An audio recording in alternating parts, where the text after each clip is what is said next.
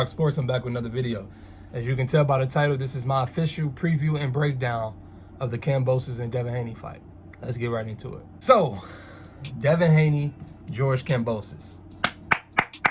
When it comes to boxing, I have to give it applause, a round of applause, anytime we get fights like this. Because, yes, it is happening more and more often, but it's still not enough. But that's a conversation for another day. Let's get right into it. Devin Haney. Anybody that been on this channel, the biggest video on this channel is a video, my very first video that I put together that's called The Truth About Devin Haney. In that video, I pretty much said how this dude wants all the smoke. I feel like he was ready to risk it all. He just wants to prove and show his talent.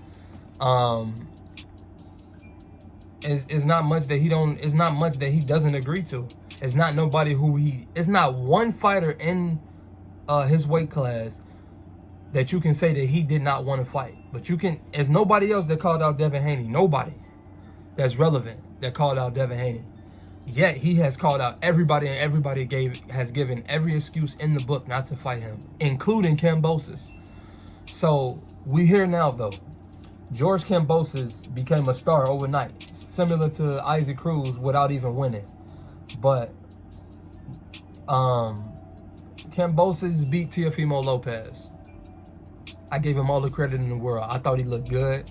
I thought he took it to Teo. I thought he mixed it up with Teo. I thought he outsmarted Teo. I thought he got in Teo's head. He had a great game plan. He fought a great fight. That was George Kambosos' night, without question. But leading up into that fight, what made me gravitate towards Kambosos a lot was him mentioning the fact of how he peeped how these dudes don't want to fight Devin Haney, and particularly Teo and Loma. And should he win, then he would be easy to fight Devin Haney. Like this was, remember they had a face-off, everything, fight week. Or after the fight, whichever one it was, fight week though, of the Teo and Kambosos fight. He did all this talk, looking past Teo in the sense, talking about him and Devin Haney. So my point is, his energy completely shifted after that fight. He started talking about Loma and everything but Devin Haney. And he was just sounding just like another fighter in terms of giving excuses not to fight Devin Haney. Nonetheless though, we here now. Devin Haney, father, as everybody know, can't go over in Australia. His visa was denied because of some stuff that happened back in '92, whatever the case. I feel like it's some inside stuff going on over there, but whatever. Let's just talk about the fight. I do think that that's gonna have a impact in terms of him not being there. Just his presence alone. That's his father.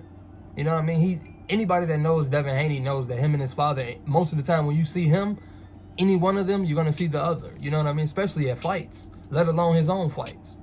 So for him to be in another country that's in a total different time zone and day at that, like that's season, like that's a lot, man. It's a lot. And to be in the biggest fight of his life, undisputed fight, 40,000 fans, he's up against it to the fullest.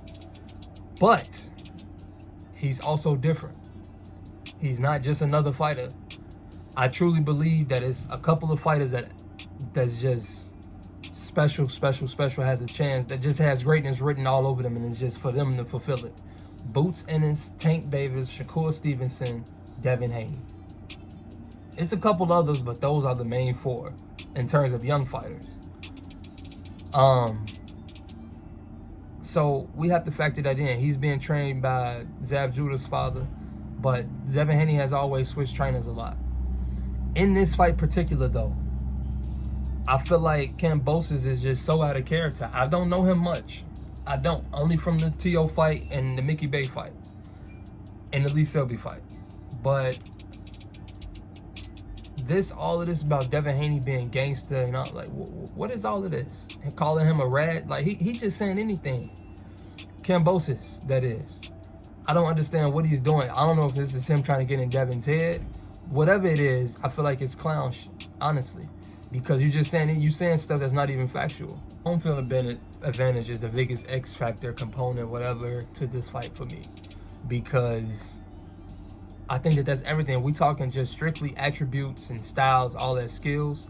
Kambosos is a very skillful fighter, man. He throws a variety of punches. He throws his right hand. He has a very good right hand. He throws it in all type of ways: looping, overhand, straight, uppercut. He has very good timing, great hand speed. Footwork, footwork ain't the best. Defense can be solid when he's focused on it, but I just think that Devin Haney is better. Devin Haney is better. Devin Haney is bigger. Kambosos, in terms of hand speed, may even be a little bit faster, because his arms are shorter and he throws more straight shots than Devin Haney, to me. Devin Haney likes to throw wide, especially with his hooks. He throws very wide, and even with his uppercuts, you know, he winds it up similar to Boots and how the Tank knockout over Leo Santa Cruz was. He do a lot of that too, Devin Haney. So they can be wide sometimes, but at the same time, Devin Haney is still very fast and quick. You got a lot of guys that's fast but not quick, and vice versa, but he's both in terms of hand speed and foot speed. Kambosos' foot speed is not on the same level as Devin Haney's. His hand speed is, but his foot speed is not. Ring generalship, I feel like Devin Haney, my biggest thing what I worry about Devin Haney in this fight is rounds 8 through 11, 8 through 12 if you want to say that, but most so 8 through 11, the crowd being into the fight. If it's a nip and tuck fight, the crowd being into the fight, and Devin Haney, if should Kambosos land a great shot, Devin Haney trying to prove that how much heart or toughness he has, and you don't necessarily have to do that. Just off the strength that he's more skillful, in my opinion. His jab, his lead hand alone, I feel like can do so much work and practically win the fight for him. Because Devin Haney has a great lead hand. He does so much with it. He pros with it. Obviously, he uses the jab consistently, especially in the first 4 to 6 rounds. He's great all around, offensively and defensively. Devin Haney is great in the first portion of the fight. But that lead hand, lead left hook, the jab, probing, all of that, I think that he can get a lot done with that. Kambosos has problems with that. The right hand, though, Devin has shown to be touched up. As great as he is very good defensively, he does have lapses, and he has been caught in multiple fights. People with this whole chin talk, though, to say somebody doesn't have a chin is one thing, but yes, Devin has been hurt one time that I seen it in the Linares fight. Clearly was hurt. Linares has more knockouts than Devin Haney has fights. Linares has been at that weight class and has been champion for how long? Y'all act like he got rocked by a guy that nobody knows. Loma got dropped by this guy. You know what I mean? Like, Linares is not a bum. Devin Haney got rocked and he ate it. He was hurt, but he ate it. Linares is a veteran that couldn't get him up out of there. You would think Devin Haney lost that fight, the way people talk about that. He beat the hell out of Linares for 11 rounds and got caught and still won the fight. Easy.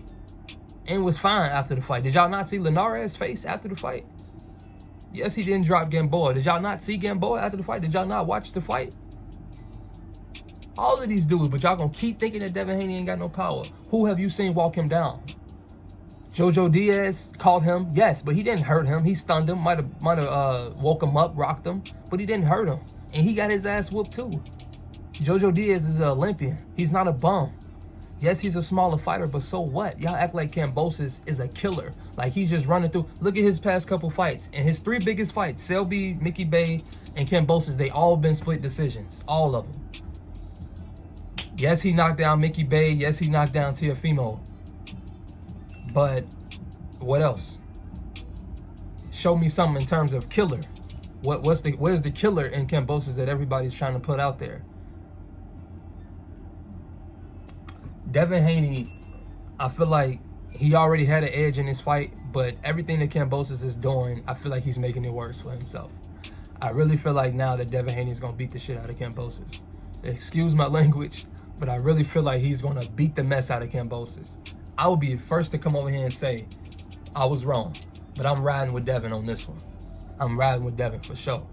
Kambosos is a good fighter, so Devin Haney better get all the credit in the world that he deserves after this fight. You hear all this talk that everybody's saying about Devin Haney's chinny, about how his father's not being over there, Kambosos gonna knock him out, all of this stuff, the judges, all of this stuff. Some of it's true, some of it's just, I feel like it's opinionated. But all that being said, remember everything that was said before the fight. Should Devin Haney win, he better get his credit after this fight. He better get his credit. And Kambosos, you're a fraud. You're a fraud. I thought Kambosos was a real one, but he's not. Devin Haney, 8 rounds to 4, maybe 9 rounds to 3, and he's going to drop Kambosos. Yup, he's going to drop Kambosos in this fight. Devin has to be careful with getting caught in exchanges. Other than that, he should win this fight. I feel like, again, defensively, he has his lapses, yes. But in terms of ring IQ, footwork, and between all of the punch speed that Devin Haney has, the pedigree that Devin Haney has, he's going to get past Kambosos. And it's going to get the ball game going. After this, there's nothing but superstar fights for this whole lightweight division. This is a great fight. This is a huge fight. But I want more for Devin Haney after this. This is just the start. This is the coming out party for Devin Haney. He's already popular, but this is that star. This is that star right here.